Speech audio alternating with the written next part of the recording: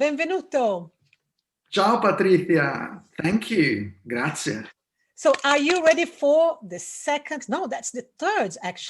episode of The People Behind the Voices? Are you ready? I'm as ready as I can.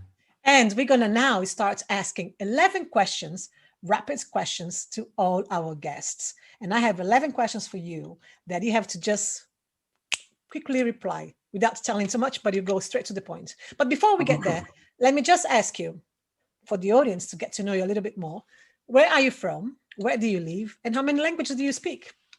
Okay, here we go. I was born in Italy.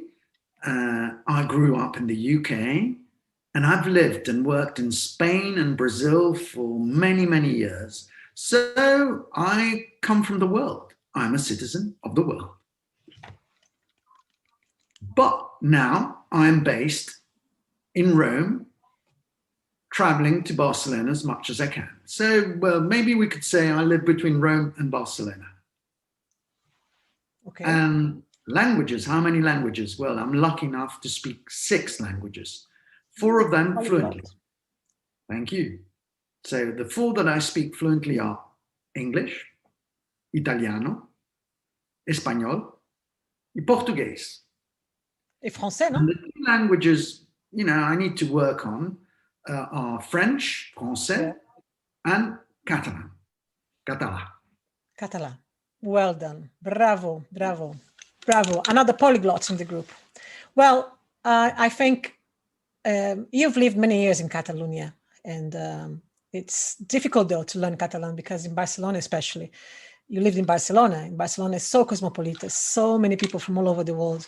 I guess if you live in certain areas of Catalonia that is a little bit more outside of the big city, it's easier to learn, right? Because for me, it's the same. True. Well, I understand Catalan, but it's very basic. You need to learn it. It's your way of communicating.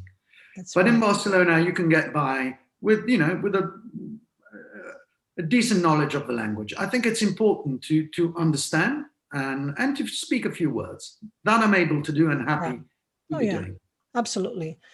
So, Nico, we've been meeting a lot of people on Clubhouse. We are running this amazing room together from Monday to Friday, the Public Speaking Essentials, with Dina and John.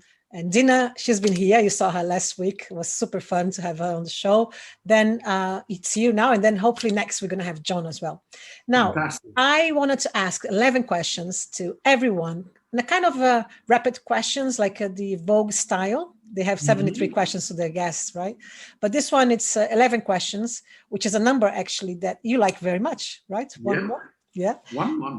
And 1-1, win-win. Yeah, 1-1, win-win. I like that. So are you ready? Let's get started. I'm as ready as I can. So first one, when did you first hear about Clubhouse? Were you skeptical at first? I wasn't skeptical. I was curious. And when I heard it, it was now just over a month ago. So very, very recent. And where did I hear about Clubhouse? Well, I heard it from you. That's true. That's true. I was thinking, why did he? Oh, yeah, it was me. That's right. Good one. So who brought you to Clubhouse? Well, that's who is your godmother? You've answered yourself. Well done. Right. Let's go to the next one. Which stage did you first speak on Clubhouse? And how was your first experience? Right. I think the first public room I spoke in was one about tennis. And it wasn't a large room, so it wasn't that difficult to go up on stage. Did you raise your hands or they called you up on the stage? I raised my hand. Okay. And I waited for a while and then I picked up my courage and went for it. And I was a little nervous, but they made me feel very welcome. So it worked. It was fun. It was fun. Good. That made me think that, okay, I can do this. Yeah. Right. Now, name your favorite room, club, and moderator. I have a few, actually. Well, the first club, the one I like the most is the club I'm, part of with you, which is Gallery of Ideas, of course. It's where I feel at home. There are some others that I enjoy being a member of, but there's quite a few. So, it's difficult to name a favorite. There's a few. And I don't have a favorite room. I have some favorite rooms. Which ones? Can you say? Okay, yes, of course. I can. Well, number one has to be our room, the Public Speaking Essentials room, because it's where I'm most active in. Yeah. And I also enjoy very much a radio style room called Radio Clubhouse, which is run by a guy from New York, a very nice man. A singer, an R&B singer and hip hop singer. I've been participating quite a lot. Yeah. I also have enjoyed participating in the tennis room, the one I first took to the stage. Yeah. And there's also another one where I go once in a while, late in the evenings, which is a poetry reading room within the Producers Club. And I enjoy going there and do some poetry reading. Amazing, amazing. Now, which moderator is your favorite? Right, apart from you, Dina and John, Yannick, the chap who runs the tennis room, Yannick Schramm, and I also enjoy Dante Hawkins, who's the guy who runs the Radio Clubhouse room, and Eleni Gagushi, who runs the poetry reading room. Well, that's right. I mean, the rooms that you are in and you feel like they are your favorites, you are there every night, is because the hosts, the moderators, are the people that are bringing you the magic, right? That's why you're there, because of them. So it makes sense that your best rooms, favorite rooms, with the people, the moderators in there. So it makes total sense. Yes. Right. I mean, I hopefully one day I'll be able to go on stage. I haven't done it yet, in one of the very large rooms, and I'm sure I'll find excellent moderators. But for the moment, the moderators I like the most are the ones with smaller rooms. Yeah, makes sense. It's just, every time, every day, you also get to meet new people and see more rooms in your hallway. At the beginning, you don't have access to many rooms as well. So it's a question of, as we move and we get more people in the app as well, we learn more about other rooms. And I'm sure there are more wonderful people there. It's just a matter of time to meet more and more people. So next one. Is there a popular speaker that has particularly impressed you so far? Indeed, there is. And this particular speaker is 87 years old. Her name is Jane Goodall. She's the world's most important expert on chimpanzees. And she's an amazing lady. She's so humble and yet so clear in her communication. I was, overawed by her. I really enjoyed listening to her, and I hope I'll be able to listen to her more. She said she would come back, so hopefully. She was a guest speaker on someone's room. She was a guest speaker. Yeah, she's 87 years old, so and she's very, very active. With her work with the chimpanzees and with saving our planet. In her own way, so she's not that active on Clubhouse. She's fun. That's amazing. So I was impressed by her. It's amazing. She's my favorite one. This app every day amazes us with people that we can meet, and all these guest speakers that are coming. Yesterday, I was in a room with Brian Tracy and Lee Brown. I was just like, I can't believe it. I'm listening to these guys live. It's just Q&A with them, open to everyone. It was just a free event, and it's unbelievable. Absolutely, and that's one of the most appealing aspects of Clubhouse is one day we'll all have the chance to speak to the people we really admire in life, Yeah. whether they're famous or not. But and the thing is, don't you feel like there is this feeling that we are almost sitting with them on a dinner table or in a pub, or no, these rooms, some of them, it just feels like we are just hanging out in a place together. No, don't you visualize sometimes? I absolutely agree. I think you just, use the perfect metaphor. Yeah. Great. Amazing. I agree with you. All right. So next one.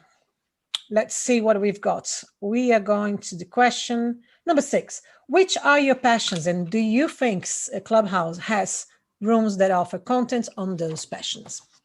Right. I think, somehow I think people who are listening to this have already sussed out which are my passions, but I'm going to be clearer about it. So one of them is tennis, and the other one, also very important, is music. So Clubhouse definitely offers space to talk about these two subjects. And in the case of music, it offers a space to listen to some good music and to listen to musicians that maybe are not that famous, but get to have a stage on Clubhouse. But they're very talented so far. I've seen many talents. Very talented. Amazing. Some of them famous, some of them not famous. But it doesn't matter, yeah. Plenty of space within Clubhouse for my passions. Great. We're going to talk about Friday by Nico as well, that you're bringing on Gallery of Ideas Club. But before we get there, let's finish with the interview questions. Number 7, what set of skills do you need to speak on Clubhouse? Right. Set of skills. I think, the number one is, and maybe, well, yes, it should be considered a skill, is to want to communicate, to have that will. So to have that skill of being a communicator. Okay. The second one would be to lose your fears, to be a bit fearless about going on stage, losing your fears.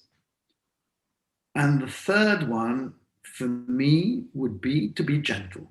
I think you need to be gentle when you speak on Clubhouse, because that's the way people are going to feel comfortable with you and are going to want to exchange ideas with you. And the style of Clubhouse, I think, is that kind of style. It's elegant, yeah. It's elegant, exactly.